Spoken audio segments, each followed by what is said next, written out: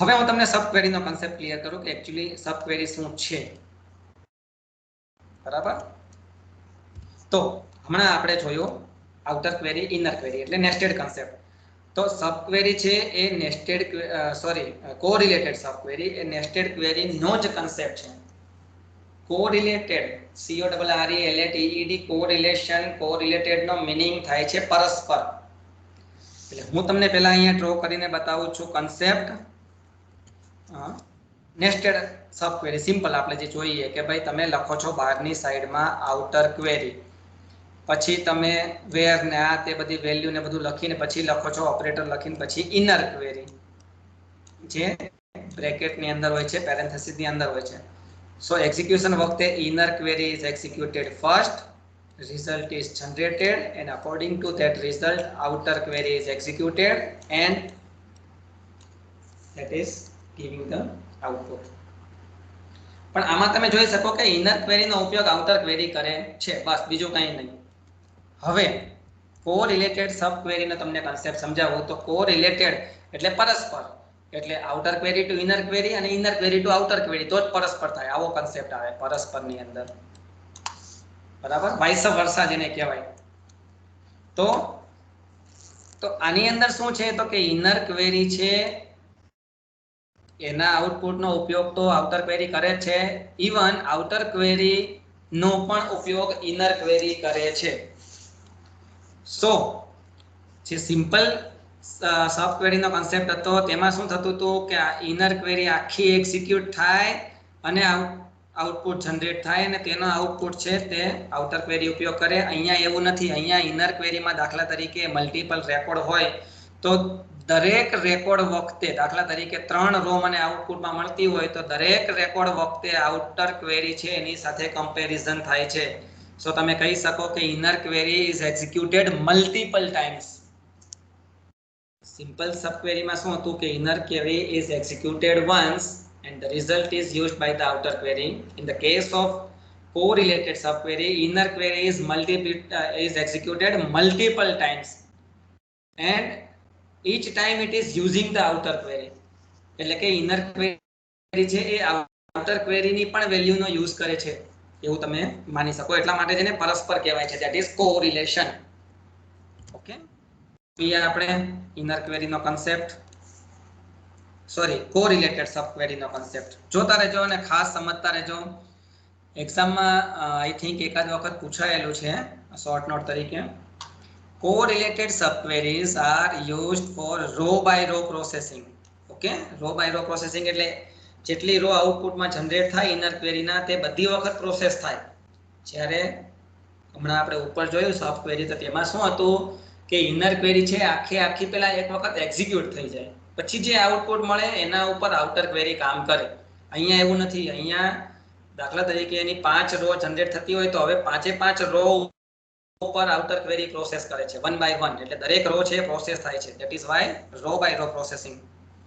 and each subquery is executed once for every row of the outer query. એટલે કે સબ ક્વેરીના inner ક્વેરીના જેટલી પણ row આઉટપુટમાં, જેટલા રેકોર્ડ આઉટપુટમાં જનરેટ થાય દરેક વખતે આઉટર ક્વેરીને કન્સર્ન કરે છે અને આઉટર ક્વેરીનો યુઝ કરે છે અને ઉપયોગમાં લે છે. એટલે inner query is using outer query is using inner query. Okay, subquery is known as correlated because the subquery is related to the outer query, or simply we can say a subquery which is using the values of other queries or outer queries. જે વસ્તુ તમને simple સબ ક્વેરીઝમાં જોવા મળતું નતું. તેમાં તો એવું જ હતું કે આઉટર ક્વેરી છે એ હંમેશા ઇનર ક્વેરીના આઉટપુટનો યુઝ કરે. સો ઇવેલ્યુએશન ટાઈમે inner query is executed first and the result is used by the outer query, while in case of subqueries inner query execute થાય છે તો inner query પણ outer query નો use કરે છે અને એ એક્ઝિક્યુટ મલ્ટિપલ રો થાય તો દરેક રો માટે outer query પણ તે inner query ના રિઝલ્ટ નો યુઝ કરે છે. રો બાય રો પ્રોસેસિંગ થાય છે.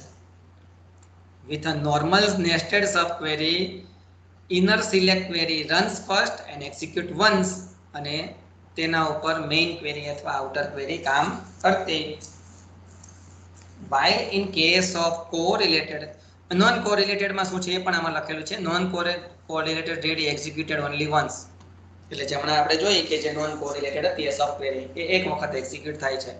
while in case of correlated query it is executed multiple times, precisely one for each row written by the outer query. એટલે outer query ના result નો inner query જેટલી વખત આઉટપુટમાં જેટલા પણ રેકોર્ડ આપે, જેટલી રો આપે, દરેક વખતે આઉટર ક્વેરી નો પણ યુઝ કરે, કમ્પેરિઝન કરે.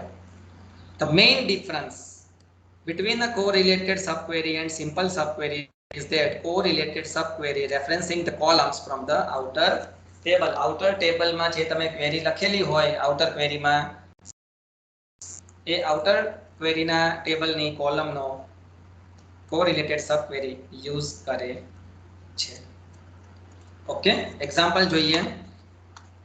Find out the name, surname and highest balance surname wise from table person. બરાબર, પર્સન સરનેમ વાઇઝ તમારે હાઈએસ્ટ બેલેન્સ જોઈએ છીએ. સરનેમ વાઇઝ એટલે હું તમને પહેલા પર્સન નું ટેબલ બતાવું ઓરેકલ ની અંદર. connecting Oracle, connected, yes, we are using the query for person table. Select star from person. So here the output is there for all the details of person table.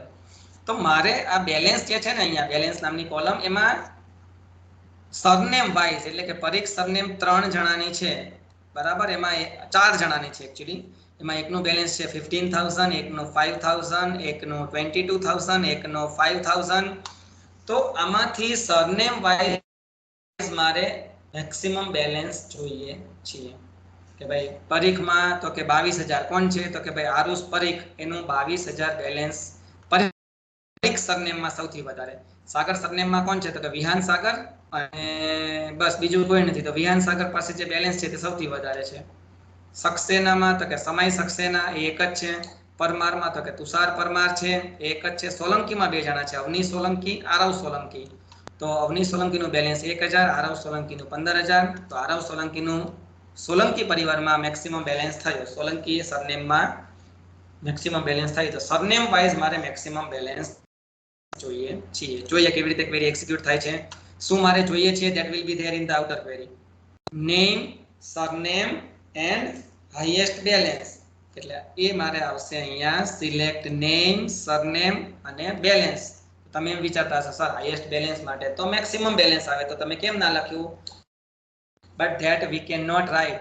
આપણે સીધું લખી ના શકીએ કે select name, surname and maximum balance, because maximum છે એ aggregate function છે.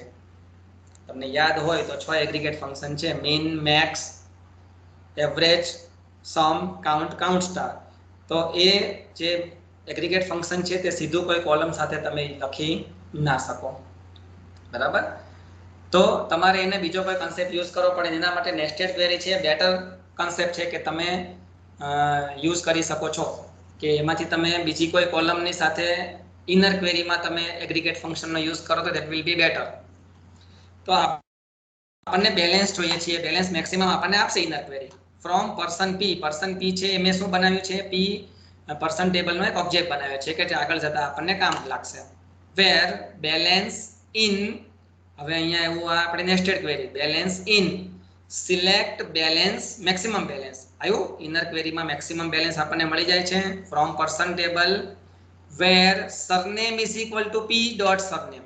હવે આ શું પાછું તો કે સરનેમ છે એ સિમ્પલ પર્સનની સરનેમ, અને પી ડોટ સરનેમ એટલે આજે આપણે બીજું એલિયાસ બનાવ્યું ટેબલ પર્સન પી નું, એટલે બંને જગ્યાએ કમ્પેર થાય છે. ને જ્યાં જ્યાં સરનેમ ઇક્વલ હશે તો એ 3 રો કે 4 રો કે 2 રો, એ 2 રો માંથી મેક્સિમમ બેલેન્સ ફાઇન્ડ થશે, બરાબર. દાખલા તરીકે આપણું આ ટેબલ છે, તો આ જ ટેબલ એ પર્ટિક્યુલર ટેબલ સાથે કમ્પેર થાય એટલે પરીખ જોડે પરીખ કમ્પેર થશે અને એમાંથી મેક્સિમમ ફાઇન્ડ થશે. તો પરીખ જોડે આ પરીખ કમ્પેરિઝન થાય, આ પરીખ કમ્પેરિઝન થાય ને આ પરીખ, અને એમાંથી મેક્સિમમ કયું છે તો કે 19,000. No, it is Parikh, Parikh and Parikh. પરીખમાં મેક્સિમમ બેલેન્સ છે 15000. તો ઇનર ક્વેરીનું આઉટપુટ મળશે 15000. આ જે હું માઉસ મૂવ કરું છું તેનું આન્સર મળશે આપણને 15000. હવે 15000 છે એ અહીંયા કમ્પેર થશે બેલેન્સ જોડે. Balance is equal to 15000. આખી ક્વેરી શું બને? Select name surname balance from person where balance is equal to 15000. એટલે આપણા આ ટેબલમાં 15000 બેલેન્સ કોનું છે? તો કે આનું. એનું આઉટપુટ શું જોઈએ છીએ? તો કે નેમ સરનેમ અને સિરિયલ નંબર. ઓકે, એટલે આપણને આઉટપુટમાં મળે 1 ભાગ્યા પરીખ અને 15000. તો એ તો એક આઉટપુટ મળ્યો એક સરનેમ માટે. મેં તમને કીધું હતું ને કે ઇનર કોરિલેટેડ સબ ક્વેરીમાં ઇનર ક્વેરી જેટલા રેકોર્ડ જનરેટ કરે બધી વખત આઉટર ક્વેરીનું તમારે કમ્પેરિઝન થાય અને આઉટર ક્વેરીનો ઇનર ક્વેરી યુઝ કરે છે. એટલે હવે બીજી સરનેમ માટે પણ આની આ જ પ્રોસેસ થશે કે સાગર સરનેમ છે એટલે આ બીજા કોઈ પણ સરનેમ જો સાગર હોય બરાબર તો એના જોડે કમ્પેરિઝન થાય. તમારા મોબાઈલની સ્ક્રીનમાં કદાચ 5-1 સેકન્ડ લેટ આવતું હોય તો હું અહીંયા સિલેક્ટ કરતો જાઉં છું જેમ જેમ બોલું તેમ. તો સાગર છે બાકીના બધા સાગર જોડે કમ્પેર થાય છે પણ અહીંયા કોઈ નથી એટલે મેક્સિમમ આઉટપુટ શું મળશે? 10. એટલે 10 that will be the result of inner query. અને પછી એ જેનું બેલેન્સ 10 હોય તેનું આઉટપુટ મળે સરનેમ નેમ અને બેલેન્સ. ઓકે, વર્ડની ફાઇલમાં કે જેનું બેલેન્સ હવે 10000 હશે તેનું નેમ સરનેમ બેલેન્સ આઉટપુટમાં આવે.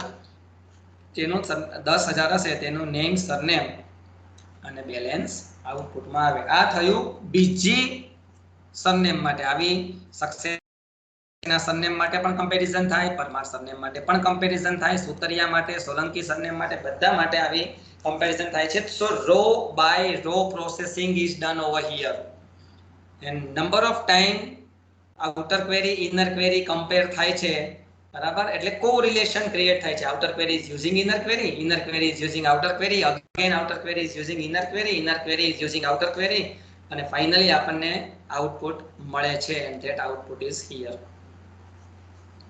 કે દરેક સરનેમ છે ને સાગર તો કે 10000, સક્સેના તો કે 1000, પરમાર 19000, પરીખ 22000, સુતરિયા 55000 અને સોલંકી 1300 રૂપિયા. સોલંકીના બંને જે ડેટા છે તો એકનું આમાં 1000 એટલે એ મારી પાસે જૂનો ડેટા છે. અત્યારે તમે આ ક્વેરી રન કરો તો 15000 રૂપિયા આઉટપુટમાં મળે. So that is how the correlated subquery is executed.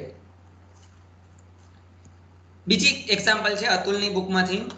Find out the account having maximum balance in branch. એટલે કે તમારે અતુલના ટેબલની જો વાત કરીએ તો અહીંયા આપણી પાસે 3 ટેબલ છે બરાબર. એમાં કઈ કઈ બ્રાન્ચ છે તો કે વીવીએન વિદ્યાનગરની એક બ્રાન્ચ છે, કરમસદની એક બ્રાન્ચ છે, આણંદની એક બ્રાન્ચ છે. આવી 3 અલગ અલગ બ્રાન્ચ છે. તો દરેક બ્રાન્ચમાં મેક્સિમમ બેલેન્સ કેટલું છે? તો વિદ્યાનગરની બ્રાન્ચમાં 5000 અને 6000 બે બેલેન્સ છે, એમાંથી 6000 મેક્સિમમ.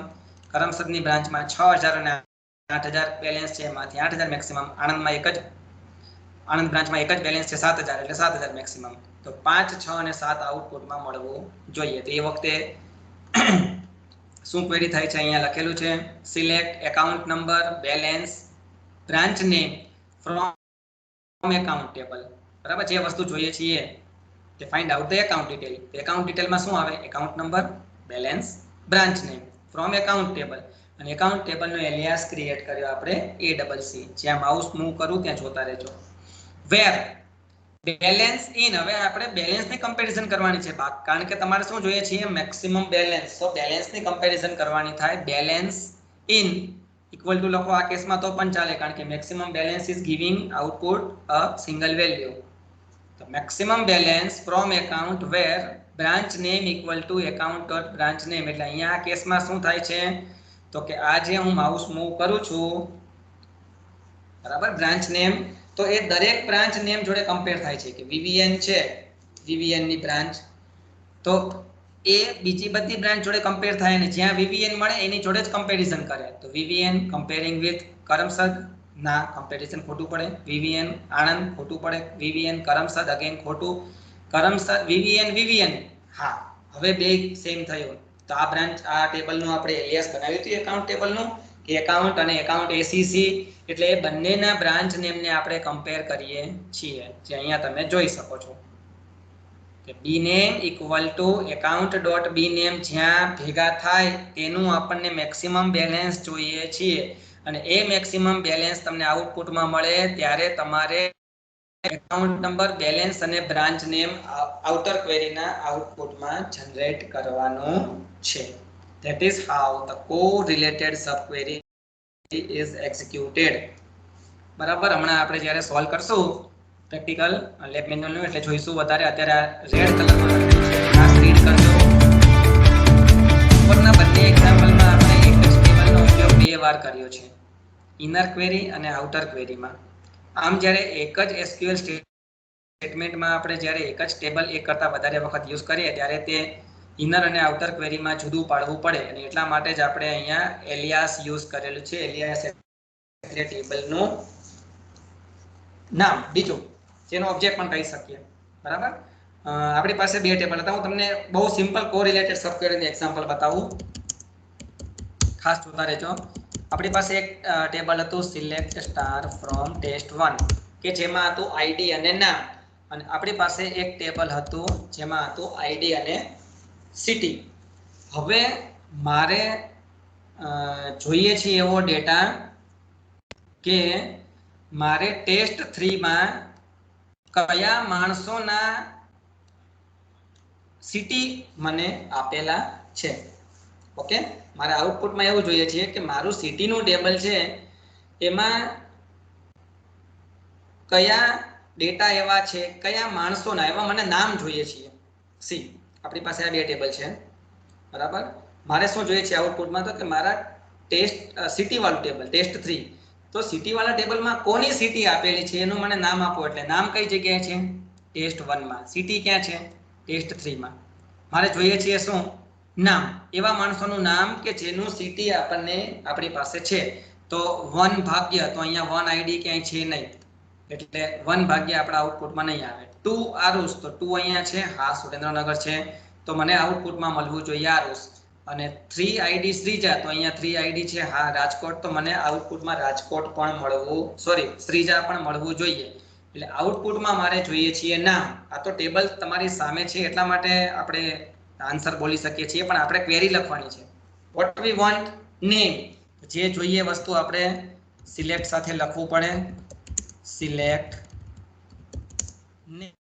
નેમ ક્યાંથી? તો કે ફ્રોમ ટેસ્ટ1.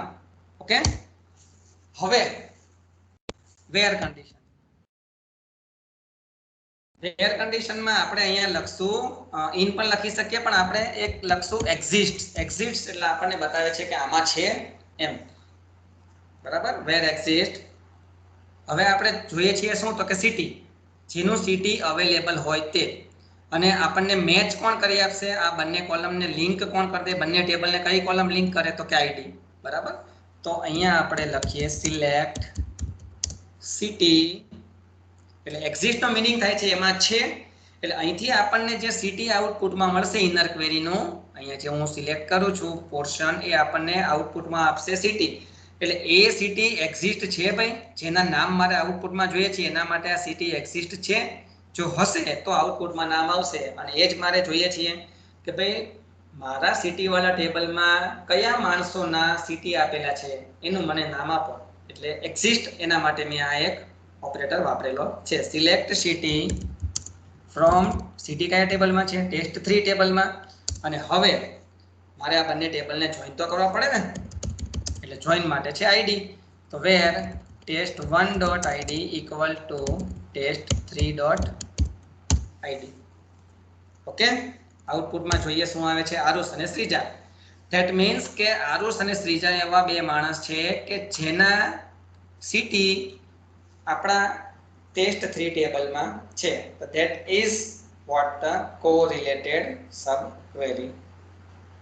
બરાબર, અહીંયા આ ઇનર સબ ક્વેરી છે, એ ઇનર સબ ક્વેરી એક્ઝિક્યુટ કેટલી વખત થાય છે? તો કે જ્યાં આઈડી મળે તેટલી વખત. Where the test1.id equal to test3.id. એ આપણને બે વખત આઈડી મળે છે, બંને વખતે સિલેક્ટ નેમ ફ્રોમ ટેસ્ટ1, બંને વખતે કમ્પેર કરી અને ટેસ્ટ1 માંથી નામ જનરેટ કરે છે. સો જેટલી વખત તમારું ઇનર ક્વેરી એક્ઝિક્યુટ થાય તે દરેક વખતે તે આઉટર ક્વેરીને રિઝલ્ટ પ્રોવાઈડ કરે છે અને ઇનર ક્વેરી પોતે આઉટર ક્વેરીનો પણ યુઝ કરે છે. So that is what the correlated sub query.